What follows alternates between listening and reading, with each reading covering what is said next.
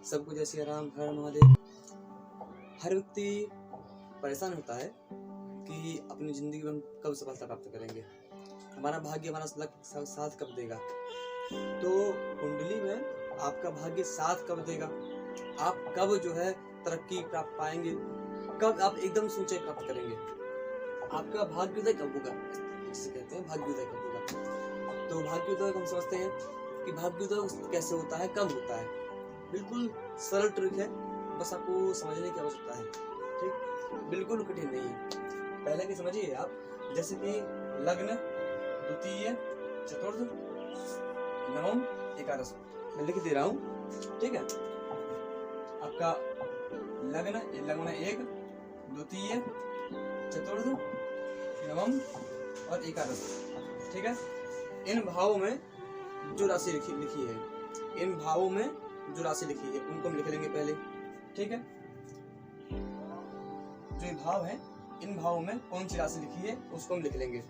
ठीक है, लग्न में 10 लिखी है, एक में लग्न में 10 लिखा है, सबको हम प्लस करते जाएंगे, ऐड करते जाएंगे। ठीक है, लग्न में 10, द्वितीय में 11। ठीक है, और आपका चौथे में 1, आपका नवम में 6। ठीक है, आपका एकादश में 8। इसको हम पहले जोड़ देंगे। ठीक है, तो देखिए 10, 10 20, 1 21, 1 22, 22 6 28 और 28, 8 आपका 36। ठीक है, तो आपका कितना जो हुआ 36, 8, 10, 14, 15, 16,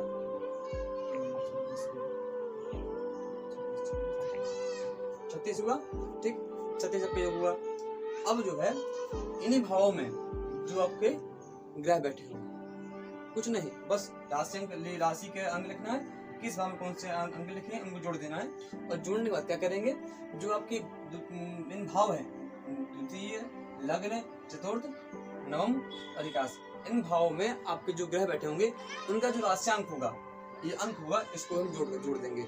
ठीक है, तो आपका लग्न में गुरु है, गुरु का आपका कितना अंक है 8, तो लग्न के गुरु कितना है अंक हुआ आपका 8 हुआ। ठीक, आपका चतुर्थ द्वितीय भाव है, द्वितीय में कोई बैठा है नहीं बैठा है, उसको 0 लिखिए। ठीक है, इसका आपका चतुर्थ भाव, चतुर्थ में आपका राहु, चंद्रमा है, चंद्रमा का अंक कितना 3, और आपका राहु का अंक 0। ठीक है, इसके बाद आपका आया नवम भाव, नवम में आपका 0, कोई ग्रह नहीं बैठा है। आपका एकादश भाव, आपके एकादश भाव में कोई ग्रह नहीं बैठा है, इसको हम जोड़ देंगे, पूरा ऐड कर देंगे। इसमें कुछ है ही नहीं, बस 8 3 है, 8 3 को 11 हुआ। अब इन दोनों को हम जोड़ देंगे, ये आपका राशियांक है।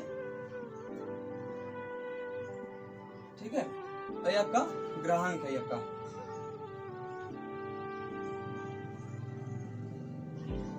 ग्रहांक है, राशियांक का मूलांश है ये, और ये ग्रहांक का मूलांश है ये। ठीक है, इतना समझ लीजिए आप। अब क्या है, जोड़ देंगे 36, 10 46, 1 47, आपका 47 आया। ठीक है, अब राशियां 12 ही होती हैं, तो एक काम करेंगे, 47 को हम क्या करेंगे 12 से भाग दे देंगे, 47 को 12 से भाग दे देंगे। ठीक है, तो 47 भागे 12, 12 दूनी 24, 36, 5 को 36, 3 का में कट रहा है। ठीक है, तो आपका यहाँ बचेगा आपका 9, सॉरी आपका यहाँ बचेगा 11। ठीक है, आपको 11 शेष बचा। ठीक है, अब देखिए आपका जो द्वितीय है, अर्थात आपका जो द्वितीय भाव में राशि है, उसका स्वामी ग्रह है वो कहाँ बैठा है।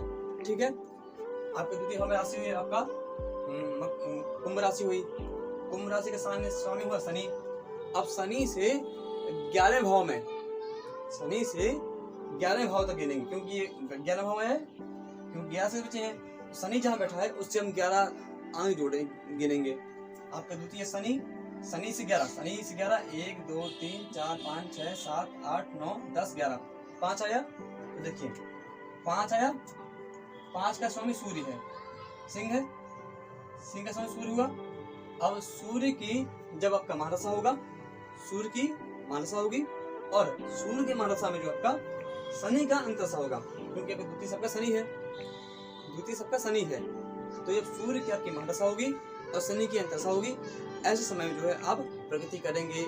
ऐसे समय के बाद से आपका भाग्योदय हो जाएगा, फिर आप तेजी से भागेंगे, आपके जीवन में नए नए उन्नति होंगी, आप जो चाहेंगे कर पाएंगे। ठीक है, हम एक बार और समझाते हैं आपको, समझिएगा। देखिए पहले लग्न, द्वितीय, चतुर्थ, नवम भाव, ठीक है, और एकादश भाव, इन भाव में जो राशि लिखी है इनको लिख लेंगे, जोड़ लेंगे आपस में। तो द्वितीय में आपका लग्न मकर राशि, आपका द्वितीय में आपका कुंभ राशि, आपका चतुर्थ में आपका मेष राशि, आपका नवम में आपकी धन कन्या राशि, आपका एकादश में आपकी वृश्चिक राशि। इनके जो अंक है उनको जोड़ दिए हम, तो जोड़ दिए और राशियांक का मूलांश कहलाया। ठीक है, और जो आपका इन भावों में लग्न, द्वितीय, चतुर्थ और नवम, एकादश, इन भाव में जो आपके ग्रह बैठे होंगे, उन ग्रहों का भी जो मूलांश होगा, मूलांश लिखा हुआ है, आपको बस ये लिख लेना है, इसको इसकी छोटी सी आप ले लीजिए। ठीक है, अब ऐसी जो मूलांश है इसको भी आप जोड़ देंगे पूरा। तो इसमें आपका दो ही प्राप्त हुए, गुरु है, एक चंद्रमा है, बस दो तो है ही इसमें, तो इसको जोड़ देंगे।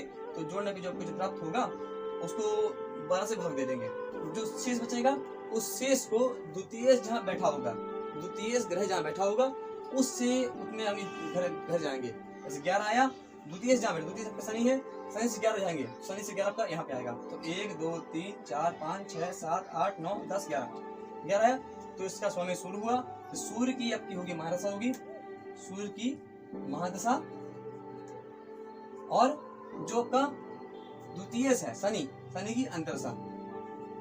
तो ऐसी स्थिति में आपका भाग्योदय होगा।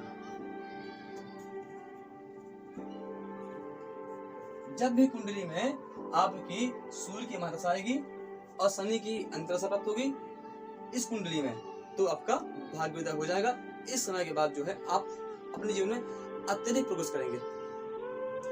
बस कुछ नहीं है, इतना ही समझना है। अपनी अपनी कुंडली उठाइए, कुंडली उठा करके देखिए आपका लग्न, द्वितीय, चतुर्थ, नवम, एकादश भाव में कौन सी राशि है, राशि को जोड़ लीजिए। इन भावों में जो ग्रह बैठे हैं उनके मूलांश लिखे हुए हैं, उन मूलांश को जोड़ लीजिए, 12 से भाग दे दीजिए। 12 से भाग देने के बाद जो आपका शेष बचेगा, उस शेष से द्वितीय जो ग्रह है, द्वितीय का जो लॉर्ड ग्रह है वो जहाँ बैठा हुआ है उस ग्रह से उतने स्थान आगे जाइए। यदि 4 है, 4 शेष है, 4 आगे जाइए, 6 है, 6 आगे जाइए। इसमें 11 शेष है तो 11 आगे जाइए। जितना आप आगे जाए उसमें जो राशि लिखी होगी उसका स्वामी जो होगा उस स्वामी की महादशा होगी, और जो शनि है उसकी आपकी अंतरदशा होगी। ऐसी स्थिति से आप जो है अपने जीवन में प्रोग्रेस करेंगे, उन्नति प्राप्त करेंगे, आपका भाग्योदय समय हो जाएगा। ठीक है, कुछ कठिन नहीं है, सरल है, समझिए।